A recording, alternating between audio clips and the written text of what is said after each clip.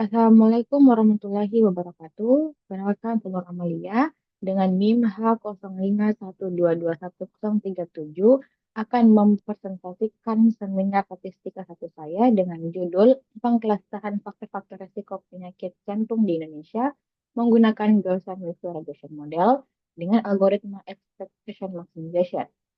Dengan pembimbing utama saya yaitu Bapak Dr. Andes Solopong, MSI. Adapun pokok pembahasan pada kali ini ada empat, yaitu pendahuluan, kajian teori, metode penelitian, dan daftar pustaka. Yang pertama adalah pendahuluan. Penyakit jantung merupakan salah satu penyakit tidak menular yang menjadi penyebab utama kematian di dunia termasuk di Indonesia. Penyakit ini mencakup berbagai gangguan pada sistem kardiovaskular seperti penyakit jantung koroner dan gagal jantung. Yang umumnya berkembang secara progresif akibat akumulasi faktor risiko dalam jangka panjang. Karakteristiknya yang kronis, tetap tidak terlihat atau tidak memiliki gejala pada tahap awal menjadikan penyakit ini sebagai penyakit kesehatan yang serius dan memerlukan perhatian yang khusus. Secara global, penyakit kardiovaskular menempati peringkat tertinggi sebagai penyebab kematian. Berdasarkan data World Health Organization pada tahun 2025, melaporkan bahwa penyakit kardiovaskular menyumbang proporsi kematian terbesar dibandingkan kelompok penyakit lainnya, melampaui penyakit infeksi dan penyakit kanker. Tingginya angka kematian akibat penyakit jantung tidak terlepas dari berbagai faktor risiko yang saling berkaitan, yaitu hipertensi, obesitas, kebiasaan merokok, serta pola konsumsi dan makanan tidak sehat. Faktor ini bekerja secara independen, melainkan saling berinteraksi dan membentuk hal yang kompleks. Di Indonesia, distribusi faktor risiko penyakit jantung menunjukkan variasi yang cukup signifikan antar provinsi. Perbedaan dalam tingkat urbanisasi, kondisi sosial ekonomi, serta akses terhadap layanan kesehatan menyebabkan setiap wilayah memiliki karakteristik yang berbeda. Hal ini mengindikasikan bahwa hubungan antara risiko dan penyakit jantung tidak bersifat homogen di seluruh wilayah. Untuk melihat hubungan antara risiko dan penyakit jantung, pendekatan analisis yang umum digunakan yaitu regresi linear konvensional, tapi memiliki keterbatasan dalam menangkap kondisi tersebut. Model ini mengasumsikan bahwa hubungan antara variabel prediktor dan variabel penjelas bersifat seragam untuk seluruh unit pengamatan. Dalam data yang bersifat heterogen, asumsi ini menjadi kurang realistis dan berpotensi menghasilkan estimasi yang kurang akurat. Keberagaman karakteristik antar provinsi menunjukkan adanya heterogenitas dalam data. Artinya, terdapat kemungkinan bahwa setiap kelompok wilayah memiliki pola hubungan yang berbeda antar faktor risiko dan penyakit jantung. Jika heterogenitas ini tidak diakumulasi dalam data, maka informasi penting dalam data dapat terabaikan. Oleh karena itu, diperlukan pendekatan statistik yang lebih fleksibel. Salah satunya adalah Gaussian Mixed Regression Model. Metode ini menggabungkan klasterisasi dan analisis regresi, di mana data dimodelkan sebagai gabungan dari beberapa subpopulasi laten, di mana setiap populasi memiliki hubungan regresi yang berbeda. Dengan demikian, Gaussian Mixed Regression Model mampu mengidentifikasi situasi heterogen dalam data sekaligus mengestimasi hubungan antar variabel secara lebih spesifik pada masing-masing kelompok. Estimasi parameter dalam GMR dilakukan menggunakan algoritma Expectation Maximization. Algoritma ini bekerja secara iteratif melalui dua tahap, yaitu Expectation Step atau E-Step, untuk menghitung probabilitas keanggotaan cluster, dan Maximization Step atau M-Step untuk memperbaharui parameter model. Proses ini dilakukan hingga mencapai kondisi konvergensi, sehingga diperoleh estimasi parameter yang lebih optimal. Adapun poin terdahulu, yaitu MC Farland DKK pada tahun 2021 dengan judul Application of Gaussian Local Regression for the Correction of Low-Cost PM2.5 Monitoring Data in ACRA, karena menghasilkan menunjukkan bahwa GMR mampu memberikan hubungan prediktif yang lebih akurat dibandingkan regresi linear biasa maupun model Forest atau random forest.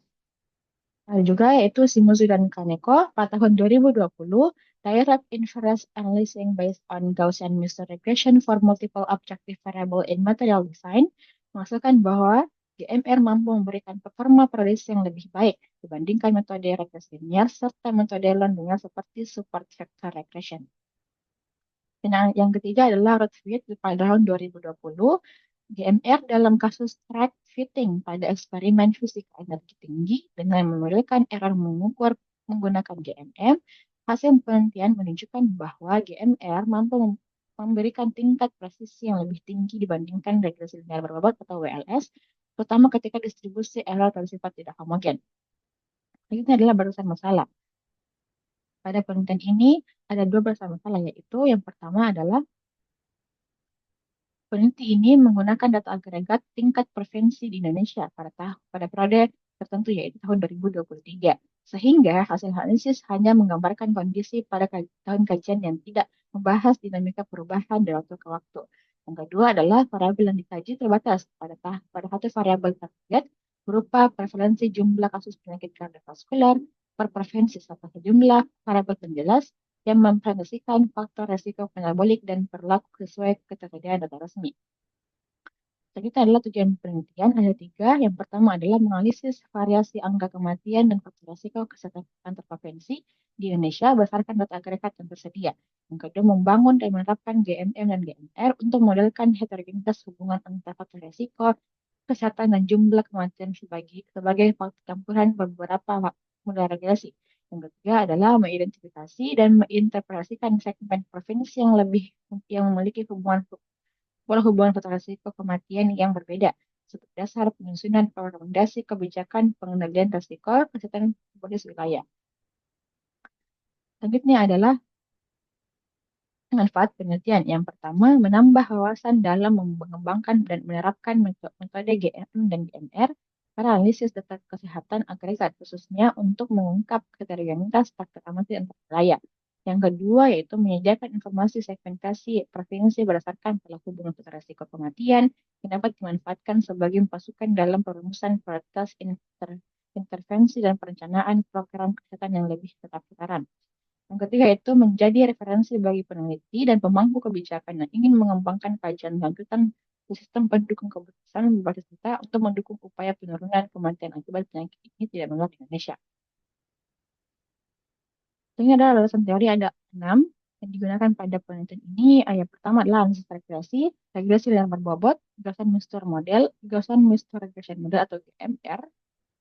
Yang kelima adalah maximum likelihood estimation. Dan yang keenam adalah algoritma expectation maximization. Adapun metode penelitian pada ini, yang pertama ada sumber data. Sumber data yang digunakan berasal dari Survei Kesehatan Indonesia atau SKI pada tahun 2023. Adapun variabelnya, yang pertama adalah prevalensi penyakit jantung sebagai Y, dan ada 6X, yaitu hipertensi, makanan berlemak, perokok aktif, obesitas, makanan asin, dan perokok perokok pasif. Adapun prosedur penelitiannya, yang pertama persiapan data mencakup standarisasi dan normalisasi data, penyusunan matriks data, inisiasi cluster awal dan pada dengan Gaussian mixture model atau GMM, estimasi parameter Gaussian mixture regression model atau GMR, yang algoritma expectation maximization. Selanjutnya adalah fungsi log likelihood dan konvergensi, dan ketiga yang saya adalah pemilihan model terbaik. Baik, adapun dasar pusaka pada penelitian ini digunakan sebagai berikut. Baik,